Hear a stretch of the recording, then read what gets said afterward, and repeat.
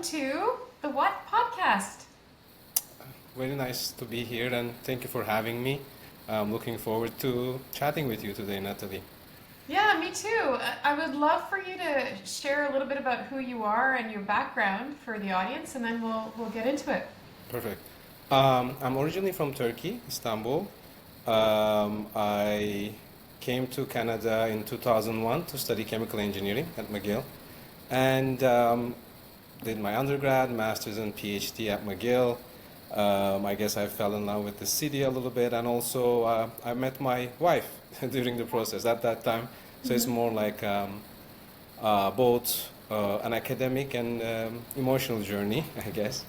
And since then, I was primarily focused on research. So I was working as a research assistant at McGill, developing wastewater treatment systems mostly.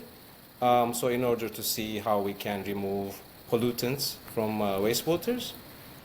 And then I moved on to a career in laboratory instrumentation sales in a multinational company, traveling all around Canada, being away from home, living in hotels, being alone most of the time. So I wanted more connection in my life, went back to teaching, so came back to McGill, got the opportunity to teach at undergraduate courses for 3 years. And then I had a bit of a shift in what my priorities were. And that's kind of related to understanding myself a little bit better through those processes. I kind of became more interested in how we connect human to human rather than how we make things. That's what I was taught, like all my life I've been like trained as an engineer, and that's wonderful too. You learn a lot of things, but at some point I started feeling like, okay, I'm more interested in building connections. And so this started figuring out, okay, how do I define success, and kind of landed on the fact that I define success by the number of meaningful relationships built. So then I started looking, okay, how can I move more into that phase? And that landed on coaching. Seemed like an area from transition from teaching to coaching seemed like the natural step, at least for me. And I came into your wonderful community in last fall of 2024. And now I'm trying to grow in that wonderful community. So, and thank you for giving me this opportunity to be more connected to that. Yeah, I'm so pleased to have this time with you. I just think that your journey is one that is very common. Like, I'm thinking about my 19-year-old daughter who, kids today have this idea that they need to know exactly what their passion is from the start. And I know my life didn't play out that way. I found my passion in my 40s. And so I wonder, what can you say about that journey for you? What did your journey teach you? Well, that's a wonderful question, and thank you for bringing your daughter's perception and your own experience into it. Yeah, well, I guess that's true with any 18-year-old, but there's a lot more pressure I find with our current generation now, 18, 19, 20-year-olds who are moving from high school into university. I feel like they have a lot more pressure than we ever faced. I don't think our challenges are different, but their circumstances are really, really different than ours. Like, they're constantly being compared to all these other people and lives and experiences that must be really, really exhausting on them. And that might create a lot of comparisons which are not necessary. But like, from my perspective, definitely when I was 18, coming to Canada from Turkey was already a major difference. But I kind of had like this idea, okay, I'm going to study engineering, then I might do master's, or I didn't even know what master's or PhD was at that point. And then I got interested in some of the subjects, especially things related to environmental projects. I wasn't interested into plastics or oil and gas or anything. I was more interested in, okay, how can we protect the environment? How can we develop technologies to protect the environment better? So that was really, really interesting. But after a while, what I saw was, okay, I've done those, I worked in that domain, I met some really cool and wonderful people who stay in this domain, but I started getting, it's the same thing kind of, like we're just, okay, apply for funding, get the money, find the researchers, work with other people, try to get as much reagents, new instruments. It's just, I felt, okay, I would rather focus on the people making those things rather than how to make those things. It's just, I started seeing we get stuck in how we communicate more than how much we know. Like, I think what I'm trying to say is that we're taught most of our time how to know things or where to look up information, how to get tested on those things, but we're not necessarily shown, okay, it's okay not to know, but how can I connect with someone who knows and how we can build something together, or sometimes I don't need to know things. It's okay, I can be the person that supports the other person's journey. So like I kind of develop a more interest in that. What I would say to young people is, it's okay not to know at any point in your lives, but it's probably very powerful to keep asking questions about where you are and who you are and where you want to be and where you can get help from. Once you figure those things out, I think you will go after things that are important to you. But I learned to ask those questions closer to my 40s as well. Yeah, something about those 30s. Yeah. That you have to go through some highs and lows. But what you're reminding me of is also sometimes the power of someone asking you a question to realize that you know more than you knew. Like, a lot of people have so much information inside them, they don't know how to communicate it. So when a coach comes along and asks a good question, especially in a leadership type style where you're empowering your team to generate ideas that, you know, I always find those are the most exciting times because people come up with ideas and solutions and, you know, out of the box thinking, when it's permitted, can generate innovation. Yeah. And, you know, and so what I hear you saying, and maybe you'll correct me if I'm wrong, but I'm hearing that like you've transitioned from wanting to be the person with the solution to the person who helps others discover that they have the solution in them. Yeah, it depends on the context, I think, and it is in that line. It's just sometimes we don't need to look for solutions. Like sometimes it's just there is a problem. Okay, can we first figure out what the real problem is? You know, this is somewhat related to the coaching conversations as well. Somebody will come to you with, oh, this is what I'm feeling, this is what I'm going through, but is that really the problem, or there's something else? And sometimes I especially because I was trained to be an engineer, we move on to solution really, really quickly in most of our conversations on a day-to-day, and we're quick to share all the things that we know, and you should be doing this, you should be doing that. But sometimes it comes with a lot of,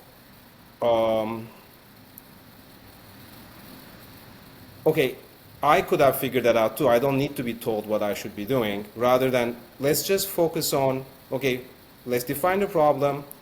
Have we defined the problem well enough? What else are we missing? And once those things are established, then maybe we can move on to solutions. But it's just, I find that we're not taught well enough in any part of our education, I think, defining what the problems are. Mm. Yeah, and the coaching is really all about, I mean, I love that question, which is what's this really about? When people go on and on about the presenting issue, it's always something underneath, right? A couple layers deeper, we see what the real issue is. So what brought you to professional coaching, like to be certified? What brought me is, okay, so in the last, from 2021 to 2024, I was teaching at McGill as a part-time teacher, so it wasn't a full-time job, but it was almost like a full-time work hours because you have 100 students every semester and you're day to day with them, which was amazing to be with young people. But then it didn't become a full-time job. And it didn't become a full-time job because I think I was too preoccupied with the connection piece again, rather than the technical development piece. So I was day to day more interested in how the students viewed themselves or where they wanted to be, or how they were feeling and what was limiting them, than developing enough technical material. And that just, at some point, that came as a shock to me, to, okay, you're no longer interested in the technical components. And it comes as, okay, maybe you're not as good as engineer anymore, you know? All these sense of failure, sense of fear of who you're supposed to be.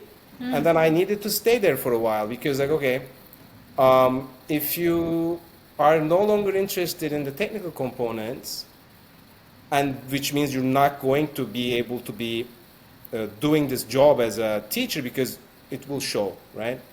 And it's not fair to the community because you are first, developing engineers. So that's my job.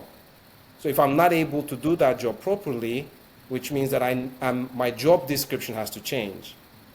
And then I started looking for something else because it would not be fair to the engineering community. They need someone who is really interested in the technical teaching first. And the other parts are very essential, caring about the students, making sure their mental health is also taken care of. Those are important, but again, top institutions in engineering require top candidates who are interested in the technical teaching first. And I thought that's not who I was anymore. I was really happy to be part of that community for a while. And then it taught me that, okay, you're really interested in making these young people better off the field, so to speak. On the field is somebody else's job. And it took a while to deal with that emotion, because you can see that I have, from 2001 to 2024, about 23 years of training and experience, and I'm saying, okay, this is not for me anymore. Comes with a lot of emotions associated to, am I not good enough? The word failure comes a lot, and then you have to set it aside and say, like, maybe it's failure, and that's okay. If it's a failure, I can wear it in a few ways. I can say, okay, I tried this for this many years. It's not bringing me happiness or meaning. So I take this and I move on to somewhere else where I can develop new skills that I have not necessarily tried before.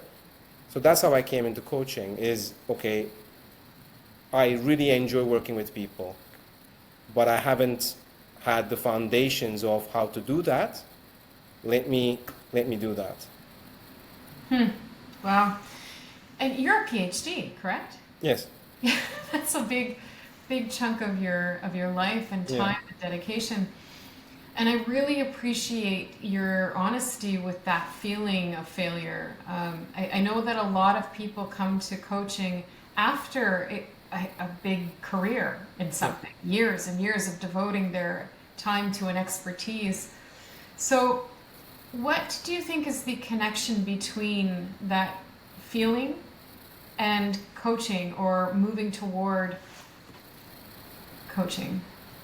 I think the connection is, at least for me, learning new things about yourself is the piece. So, like, okay, I have done an education in this domain of very technical training, and I've lived my life for 20 years there. I don't think I'm good enough to continue this at this level. I can take other opportunities, still stay in this domain, but it's not giving me this high that I would get from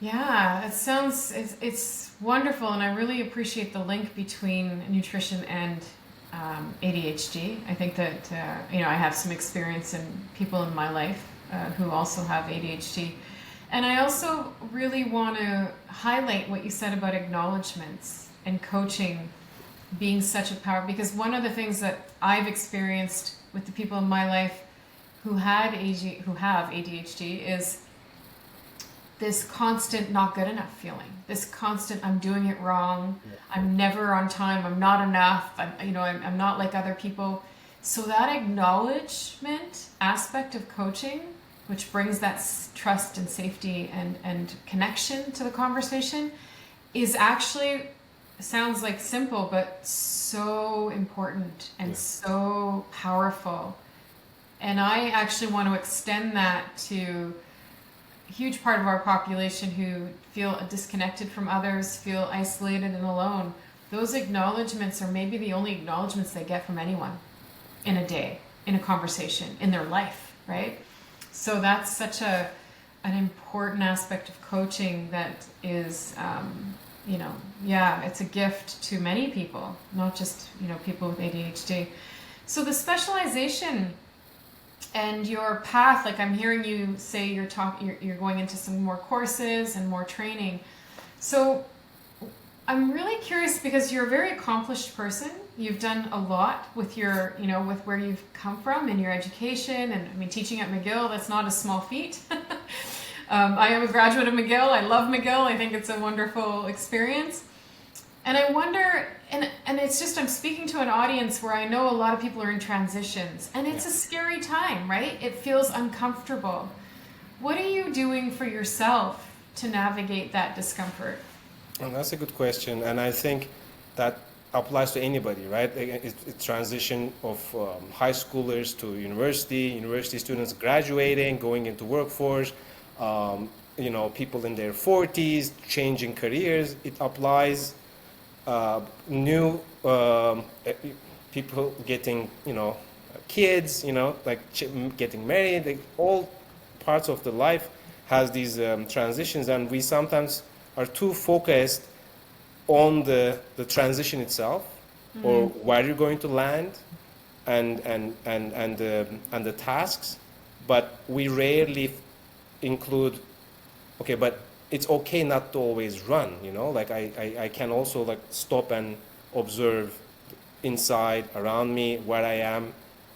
Am I still on the path that I want to be? So what do I do for myself? And this again is not taught anywhere, unfortunately. We don't talk about emotional regulation. We don't talk about self-care.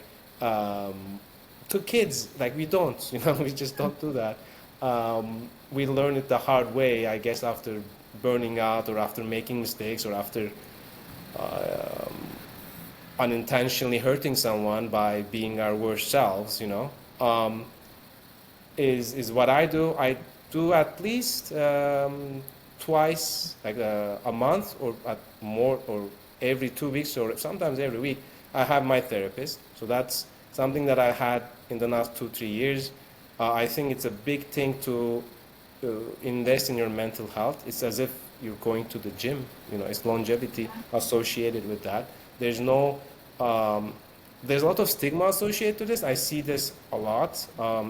For some reason, I don't want to be biased here, but at least from my experience, a little bit more in men. I find that we are hard to speak about our emotions, I think, or what's in our heads.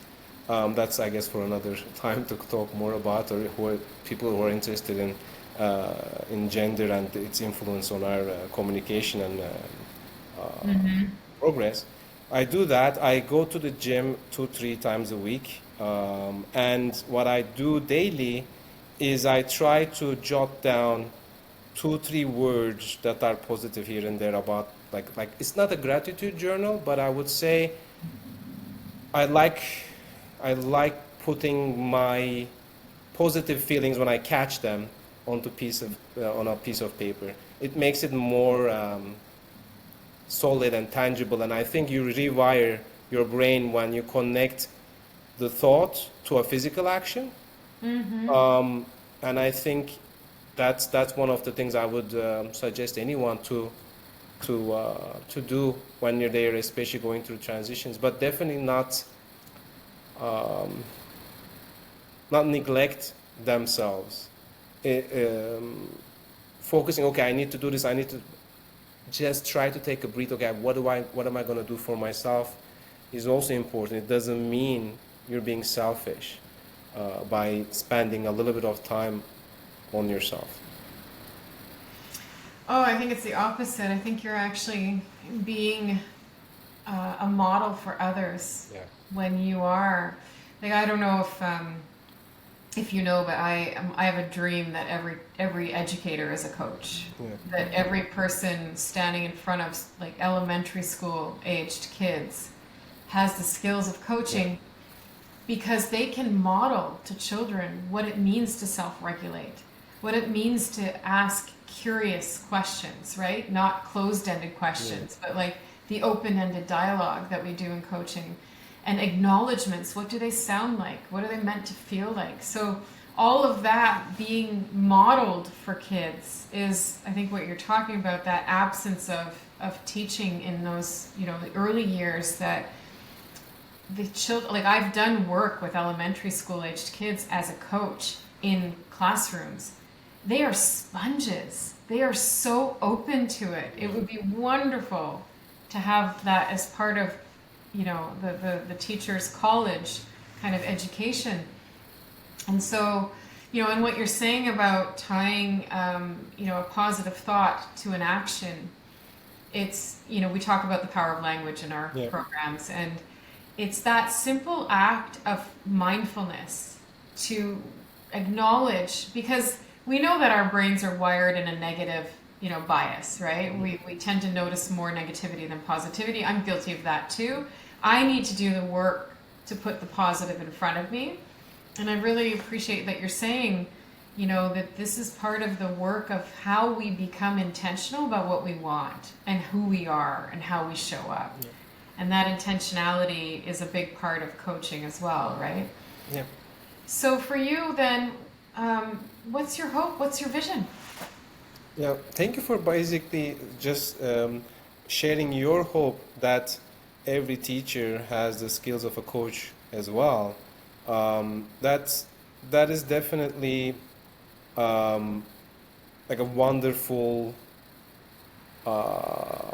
future that I hope every kid gets a chance to experience. Mine is not too far away from that, but I wanted to acknowledge yours and I want to stay there with your permission, because it's just, I'm trying to imagine what my 8-year-old son is going through at school, and no offense to teachers, they do a lot. They're overwhelmed. The resources in the public school system is not amazing anywhere on the planet. But the amount of times, as you mentioned, the closed questions come is so much. It's just like you're not giving kids a lot of room to bring out what's in them. We're just kind of telling them what to do all the time. And I do that too. Like I don't want to paint a picture that as a dad to a kid, I have one-on-one interaction. Imagine a teacher having 1 to 20. Yes. It's much more difficult. And I sometimes have to resort to the quick solutions of things. But at the end of the day, I do see bigger benefits of anyone we're interacting, kids or your partner or your colleagues, when you're able to be curious about them and their progress and their lives, and ask the simple things that we've learned is more what questions rather than why. I think you get a lot more out of them. At least, I observe it. I can, sometimes when I remember to ask the what questions to my son, I'm able to get more out of him than any other close-ended question. Or why especially is hard, because why also has this judgment. Why did you do it that way? There's just so much judgment there. Mm-hmm. So for me, what my vision or mission or dream is that I want everyone have the opportunity to learn more about the people around them. And it comes with another additional layer, is especially with people you won't see eye to eye politically, or you won't see eye to eye culturally. I want a world where we're like, okay, I don't agree with you on this, but I want to know more about you.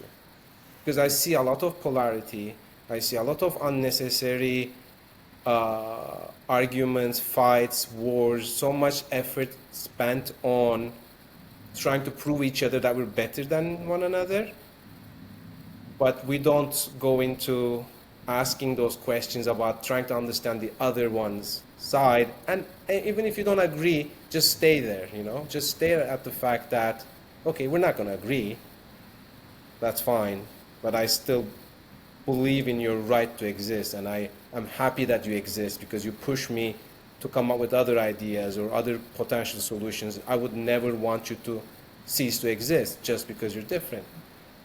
I wish that as a global vision, Yeah, absolutely. So what does that look like for you on a practical level? I think the practical level is bringing that to everyday life in coaching. Like, for example, I haven't gone into the professional side yet. It's too early it's still early stages. Once I do, I'm sure I'm going to be in situations where the person is going to be talking about something that's important to them, and I don't necessarily agree with it. I've been in the past the person who felt that I needed to prove people wrong. Like in my youth, I was too opinionated, and I was like, okay, now you've given me this information, and I'm going to debate you and prove you wrong. And now what I see is that didn't get me anywhere. It just created fights and conflict. And on a practical side, it's once you get a chance to be curious with another point of view, you don't need to agree. It's their life. If you can help them in their life, whatever path they want to take, I will already feel happier because I've had a chance to contribute to their growth. But I don't need to necessarily agree with it. Yeah. No, I mean acceptance over agreement, right? Where we're willing to accept what we hear. And coaching is one of those places where you need to self-regulate when you're hearing something that might not be part of your value system. That's why I've always said that self-regulation is the difference between a good and a great coach. When we can self-regulate, we are present to others and not to our own needs and beliefs and ideas, but really to an open space for others. So what is your experience in our community? Because I know that you've talked a lot about the community, and I'm curious to understand what your experience has been so far. So,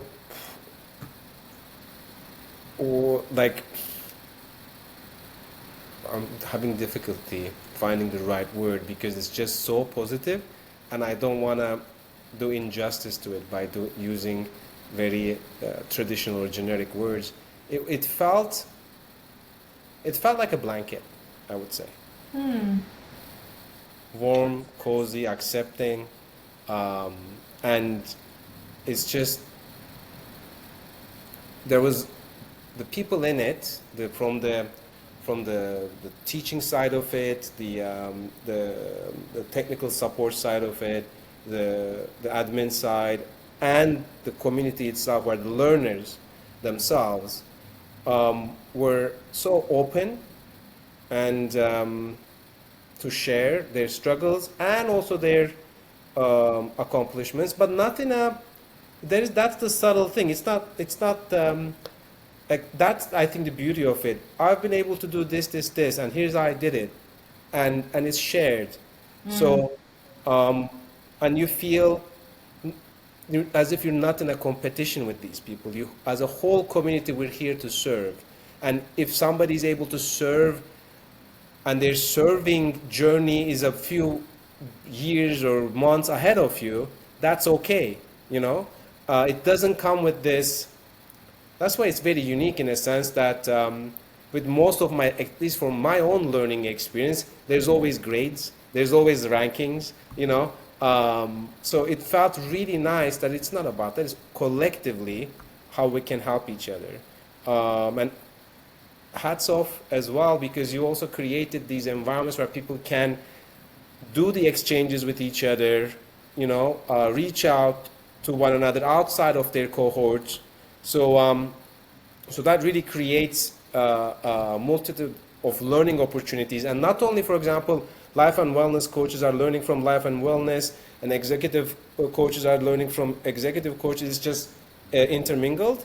And I think that just creates whole new network of ideas. So, so that was also a very wonderful opportunity for growth. No, it's so good to hear. I love the blanket metaphor. That's good. Yeah. I've had a lot of people say that they feel seen in a way that they haven't felt before, and that's, I think, the greatest gift that I could hear from someone, to say that. And the blanket feels like a nice, safe space to be in. Yeah. And what are you noticing are the opportunities, I guess, within the community? There's, like you said, there's a lot of networking opportunity. There's a lot. It's a global platform. So are you noticing opportunities for yourself to? Yeah, I started like in the English Coach Exchange community. I posted my times, and I've been able to meet some other people through there. Other than that, I haven't really had a chance to explore what else opportunities would be for me, because right throughout the ending of our classes, I had the opportunity to become a father again. So I have a 2-month-old now. Oh, wow. So things have been things have been a little bit difficult for me to be out there all the time. But for the times that I've been, the English Coaching Exchange has been really helpful to meet new people. Other than that, I do really receive the sessions every day, what is happening. I'm just not able to go to them because there's most of the time they're around like 5 p.m. or so, some of the things. That's not good for a new It's not dad. good for me. I get like, my son also arrives from school. So I have an 8-year-old and a 2-month-old. That's very busy time. But again, it comes back to my journey, right? And I know this community is going to put these wonderful things out there daily, weekly, monthly, and I'll catch up because I know that this is a continuous process of wonderful being things shared. I don't feel like I'm missing out. That's the beauty of it. Oh, that's good to hear, actually. That's really good to hear.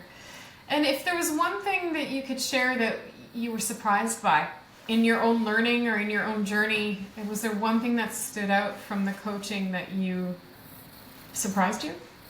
I think when I came into it, obviously you expect a lot of different things to learn, new vocabulary for sure. But what surprised me that there was a lot of opportunities for creative outlets. So, and that really resonated at least with me. That, for example, creating a vision board, like even coming out with the mission statement or doing the presentations in the community, like we get to teach as well, right? Just one, I guess it was like a 7-minute or 7-minute ICF core competencies. And there were many of these little pieces where you get to be creative rather than did you get this type of comment. Or you write about yourself, you write about your emotions, about your progress. I really enjoyed that. And that's something that I haven't invested a lot time before. And it was part of me growing up. I really enjoyed writing poems and was interested in literature and kind of forgot about that for 20 years, just being immersed in numbers and calculations. I was really happy that it was there and it came back. So thank you for the opportunity Well, for and that. that's a great perspective. So I'm curious, how would you answer this question? Because I get this a lot. People call coaching a soft skill. What would you say to that? Okay. That brings back a lot of thought, because anything that is related to human connection, there's nothing soft about it. And I don't like the word soft for any of those skills, you know, like communication skills, giving and receiving feedback, any of those things that everybody, we're taught they're soft skills, and coaching of soft, it's not. I like to call them durable skills or human skills, because that's without being able to see others and truly see them, you cannot collaborate and do those from the engineering domain, do those calculations, make those bridges, build those reactors or whatever it is that you're working on, because it requires to work with other people. Without those skills, those things don't get built.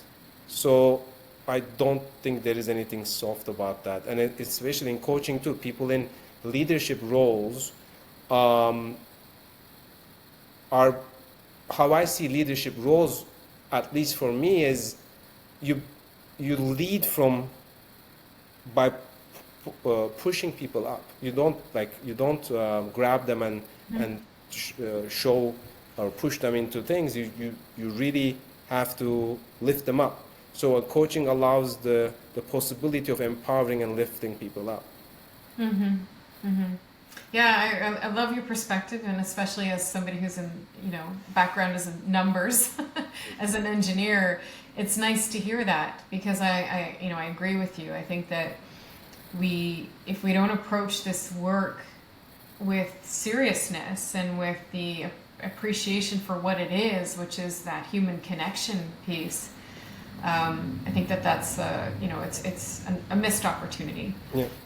So what would you tell somebody, because you're highly educated, accomplished, what do you tell somebody who's thinking about transitioning or learning, going back to school in this way, like a professional development endeavor? Because a lot of people that we meet have this hesitancy, right? It's like, oh, I'm too old for school, my time is gone, But it sounds like you're very, thoughtful about the opportunity to go back and to change and to discover new things. What would you say to somebody?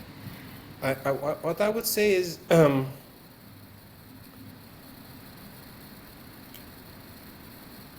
I think first of all it comes with the question is ask yourself the questions, like, what do I want to become?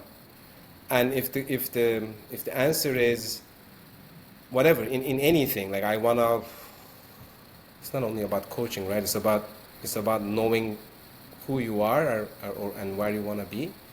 And once you are able to identify those, then any road you're going to take is going to introduce you to wonderful people and opportunities. That's what happened to me. But it started with asking, okay, what do I want to do with my time? I want to connect with people. I want to help them, and I want to learn from them. I want to learn with them, and I want to keep doing this on a day-to-day basis. What gives me that? Let's look at what I have as my options, and coaching became as one of the options. And then I just jumped into it. I didn't know what to expect, to be honest. I was scared. There's always that initial fear, is, okay, what am I getting into? But coming out of it, it's just this wonderful feeling of growth with others. Doesn't feel like an individual journey. It feels like you're part of a journey now that is something like bigger than you, and there's comfort in that. It's like a tribe, We're not supposed to be alone. Yes, we're all doing individual works, and our coaching niches are different, and that's fine. But I'm happy that I found a tribe, and I think that's the that has been really reassuring and comforting for me. Yeah, the power of community is, I think, a topic for an entirely new conversation, but I love that you recognize that and you've experienced that yourself, because that's truly what drives us here, is to build the community around the learning and the transformation and the growth that people are looking for. Is there anything else that you would want to say on the podcast today that you hope to convey? Well, Nathalie, thank you so much for the opportunity. It was definitely an honor to meet you and get a chance to talk with you. So giving me a voice is also like really appreciated. What I would like to say is by allowing as many people to be part of your community and giving them the voice and the opportunities to connect, I think you're allowing quite a bit of change in a positive direction, because I find the environment that you've created is a little bit of hope for a world that needs it, so rather than, it gives hope actually to me to see that, okay, I'm not alone, and there are places where large numbers of people are interested in helping others without judgment, and knowing that gives me peace. So thank you for that. Wow. Well, thank you for that. That's a beautiful sentiment, and I really love your hope for the world to be open and accepting of differences. And yeah, one conversation at a time is our commitment. Yeah, exactly. Thank you so much for your time today. Wonderful pleasure to meet you. Congratulations on your little one. Yep. And yeah, and I can't wait to see what you do with coaching. I think you have a powerful impact to be made, and I look forward to that. Perfect. All together, hopefully we'll Yes. make change one conversation at a time. Thank you so much for today, Nathalie. Thank you. Thank you. Bye.